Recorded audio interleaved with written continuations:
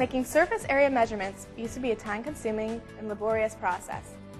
But now, using the revolutionary Acorn Area, these measurements can be done in as little as 5 minutes. Today, I'm going to show you just how simple it can be to make a surface area measurement of a sample using our Acorn Area and Area Quant software program.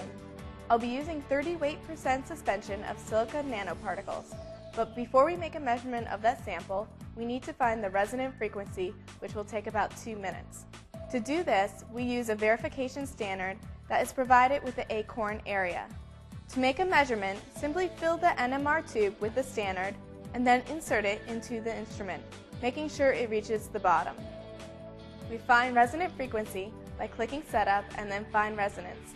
The Acorn Area should have already adjusted to the temperature of the room it is in. Under ordinary circumstances, the resonant frequency changes only slightly and need only be adjusted once or twice a day. If at any time you need to stop the instrument before the test is complete, you can just click the Stop button.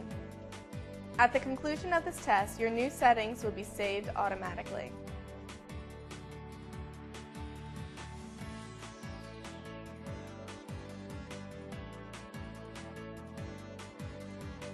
If you are simply repeating a measurement on a sample that you have run before, you can click on File, open Recent Data File, select the appropriate data file,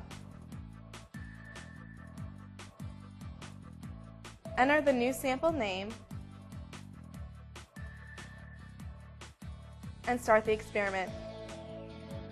All the relevant sample and test parameters will be loaded automatically. Note that if you include a dash and 4 digits at the end of the data file name, the software will auto-enumerate the data files, saving you the effort of explicitly renaming each experiment. To perform a surface area measurement on a new sample, you should first configure the software. You have 2 options, area by T1 or area by T2. The choice depends upon sample characteristics such as concentration. The T1 measurement takes a little longer than T2. Today we will demonstrate a T2 experiment. First, select Area by T2 from the pull-down menu and enter the volume ratio of particles to liquid.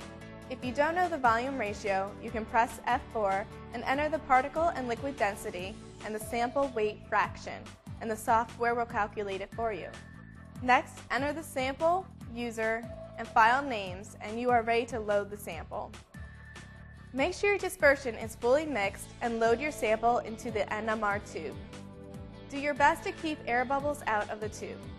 You're now ready to insert your sample into the Acorn Area.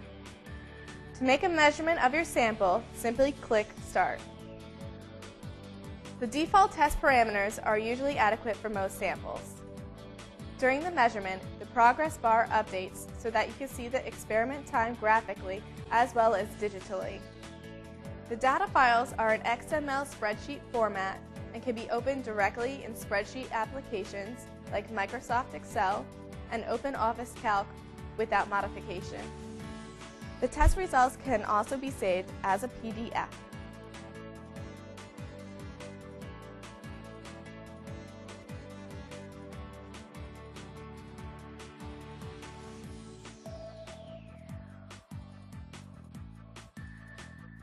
Graphical test results can be copied to the clipboard or saved as a JPEG file. At the conclusion of the measurement, the data can be repeated or the sample can be discarded and a fresh sample measured. The measurement is non-invasive, so samples can be stored and remeasured at any future time.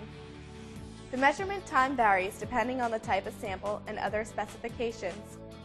But a typical length for most aqueous samples is 3 minutes for T2 and 10 minutes for T1. With routine use, it takes no more than 15 minutes to complete a measurement. The Acorn Area is also available to monitor change in the particle-liquid interface over time using the T2 as a function of time method. In conjunction with the flow-through option, you can monitor important processes that change the particle-liquid interface, such as surfactant adsorption. The Acorn Area can measure suspensions in virtually any liquid and is easy and simple to use. To find out more about the incredible cost-performance benefits that the Acorn Area provides, to purchase your own, or to arrange for a demo, contact Xigo Nanotools today.